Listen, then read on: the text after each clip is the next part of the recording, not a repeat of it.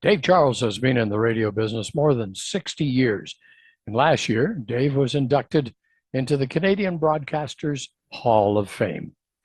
And Dave spent many years in radio stations on air, Belleville, Hamilton, and 1050 Chum in Toronto. Dave was instrumental in the successful launch of Q107 in Toronto.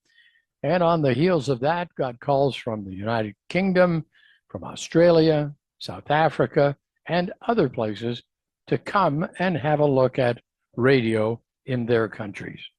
Dave is recognized as a strong contributor to the growth and success of stations in all these countries.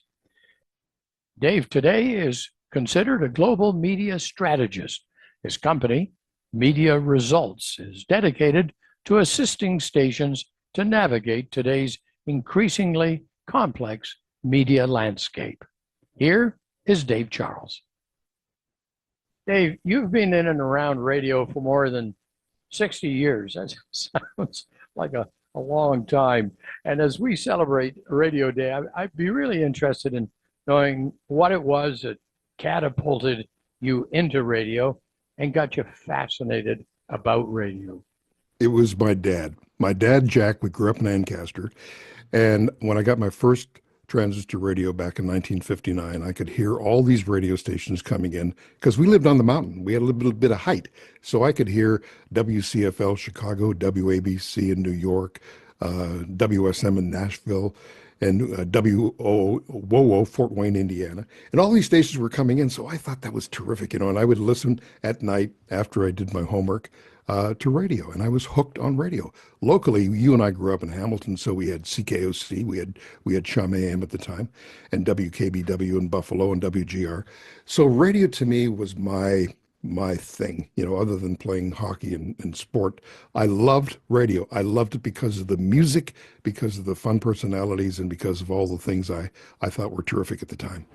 It was also our social media of the Yep, time, wasn't it? absolutely right. That's exactly what it was. It connected us with all kinds of trends and fads and things going on. And then in 63, when the Beatles hit, it all hell broke loose. I mean, there was a cultural revolution. And at the time, I met Bill Stirrup, the late Bill Stirrup, who you may know at CHML, was a terrific guy. He did sports and news at CHML. And next to CHML on Main Street was Ryerson Church, where he would do dances every week.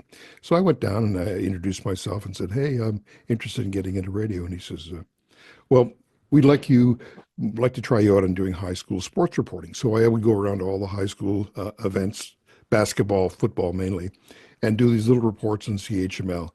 And they couldn't pay me because he said, "I don't have a budget, but I can give you lots of records free. And you can help me because I've got so many gigs going on around the area. You can help me do dances. And would you like to do the PA at the Hamilton Forum for the Junior B hockey games?" I said, "What do you mean?" He said, "Penalty, Bobby Orr, 4 minutes for eye sticking." So he trained me to do all that stuff. So that's how I started doing PA work, doing dances for Bill Stirrup. And Bill would let me use the studio at CHML after hours to do my demo tapes. I did that for a year. They were terrible. And he would try to coach me and say, "We got to do this and that." And I would start sending them out when I was 17, my last year in high school. And I got rejected for 2 years solid until Frank Murray at CJBQ in Belleville called and said, "Hey, we got something for you. Are you interested? $50 a week, and here you go." So that was the start of it all. You were in the money. Oh, 50. Out of that, $37 was room and board. I had I, $17 to live. And how am I going to do this? So I started getting bar mitzvahs and weddings and stuff where I made way more money than I did at my radio job. And it was 7 days a week when in a small market because you do everything. Yeah, you learn everything, which was terrific. I had a great PD by the name of Lee Gerard. And they treated me very well. And I really enjoyed being in the Bay of Quinte. It was great. well, at the end of 60 years or more, pardon me, last year, you were inducted into the Canadian Broadcasters Hall of Fame. What a tremendous honor. I'm wondering, when you reflect back on that and your career in radio and consulting, what what feelings do you have about this great career you've had and that award in particular? I looked When I got the call from Neil Dixon, he said, "We're going to put you in the Hall of Fame." I said, "What?" I mean, I'm sort of background kind of person. I love being in the background and organizing and creating things. I love to teach and train in radio. And I said, "Neil, are you sure?" I said, "It's a terrific honor." And I said, "Who else is in the Hall of Fame?" And he started, Roger. I mean, he went down 51 names. And I said, "You're going to add me to that list?" And I said, "You're kidding." And I said, "I'm so honored. If that's real, yeah, go for it." I mean, I'm never going to get this chance again to be inducted with some great broadcasters and people that I looked up to and I grew up with, and I figured, God, this is terrific. So to be in the Canadian Hall of Fame, and also when I was president of CARIS, the Juno Awards, I was the only broadcaster to sit in that music chair because basically CARIS is about promoting music and Canadian talent and developing a television show, which is a marketing device to really promote CanCon. And then before that, I was president of CCMA, Canadian Country Music Association, and did the same thing. So I went to Nashville to bring Nashville artists up to Canada. Said, "Look, we have a great industry here." So I guess a lot of my political work within the industry, working for both the music industry and the radio industry. To pivot on you here a little bit, a lot of my background in consulting was consulting music companies. So I started working with Brian Adams when he was 17 years old, a kid in Vancouver doing disco music at a club, and he really was writing rock and roll at night. And also a young lady by the name of Celine Dion at 16. I met her through her manager, husband, René Angille.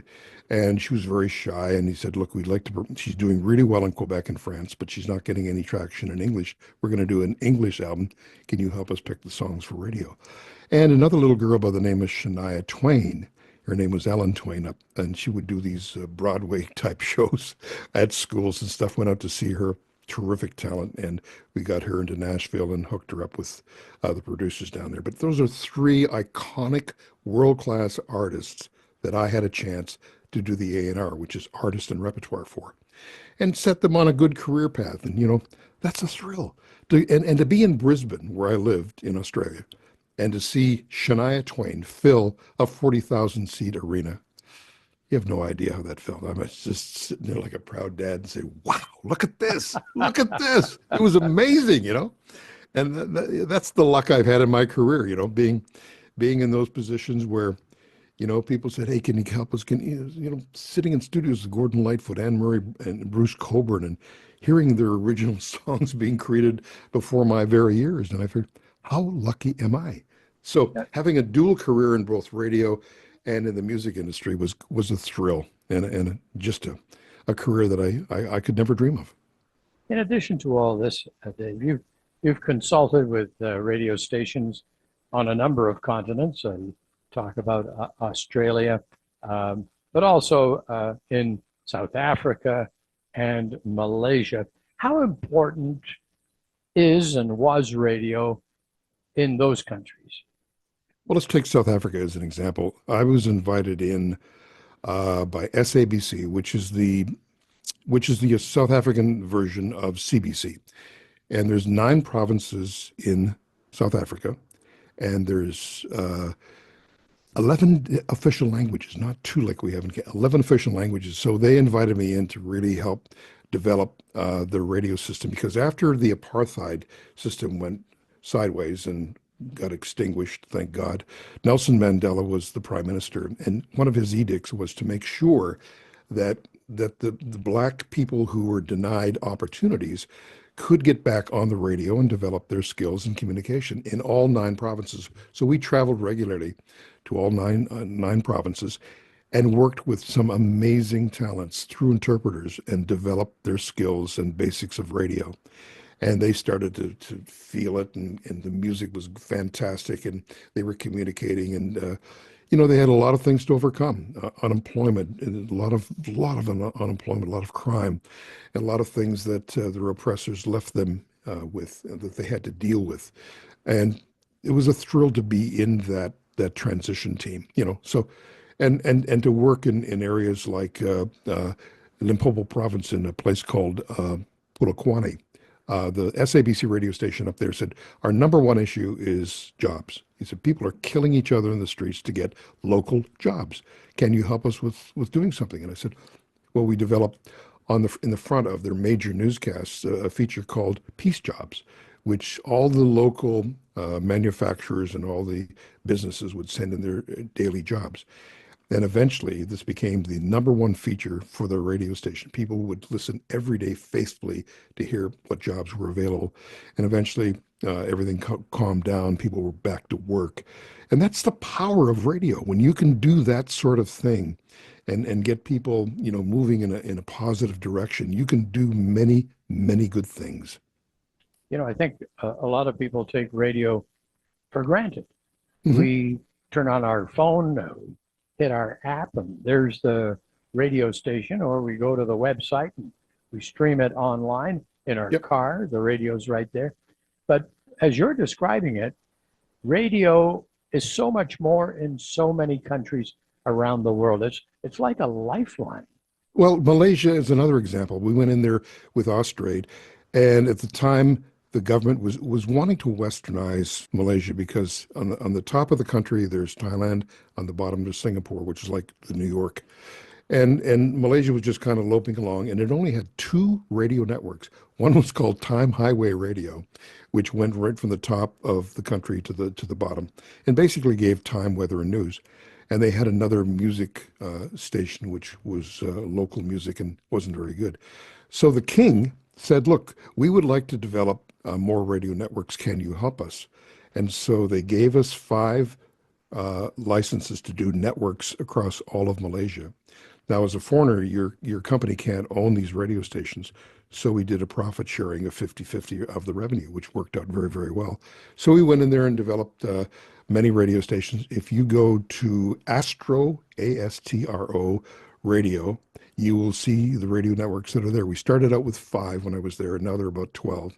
And so we ended up in countries like Vietnam, Cambodia, working with India as well, all out of Malaysia because they saw the future in radio and they realized how powerful radio was.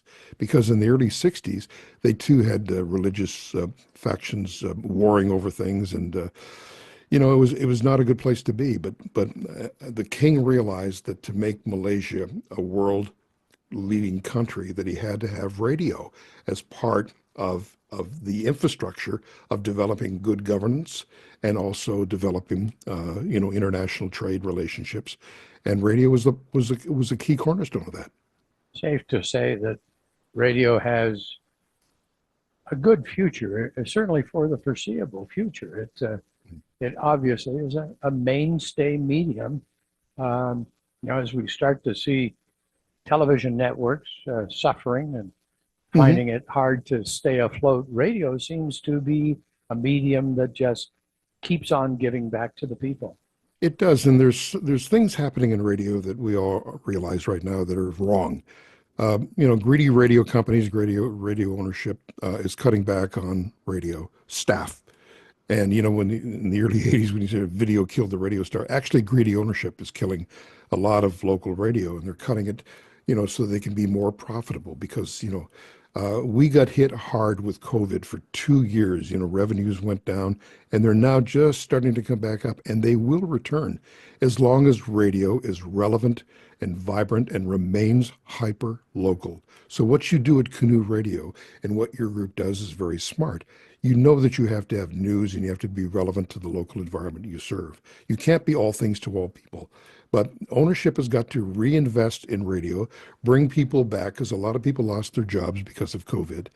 And I'm crusading about this right now. So this is one of the things I want to say to any radio owners who may be listening to this program. Stop it, get back and invest in radio, because radio is like a very important utility. We all need water, we need electricity, we need radio because it gives us purpose and it gives our life meaning.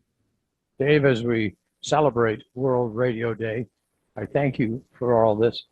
This has been a great conversation. And again, congratulations on your induction into the Canadian Broadcasters Hall of Fame. Absolutely outstanding. Congratulations. If I may also tell our listeners today that it was Mike Jaycock at Hill Park High School in Hamilton that inspired me. I was in the back row in grade 10, and Mike was up on stage doing the announcements and being very, very good at what he did. Eventually on CKOC, who I listen to regularly. But Mike, you were part of my history and part of my inspiration, and I want to thank you for being that. Thank you, Dave, and all the very best in the coming future. Thank you. Cheers. Our guest today has been Dave Charles. Dave has been in the radio business for more than 60 years. Last year, Dave was inducted into the Canadian Broadcasters Hall of Fame. We thank him for being with us today.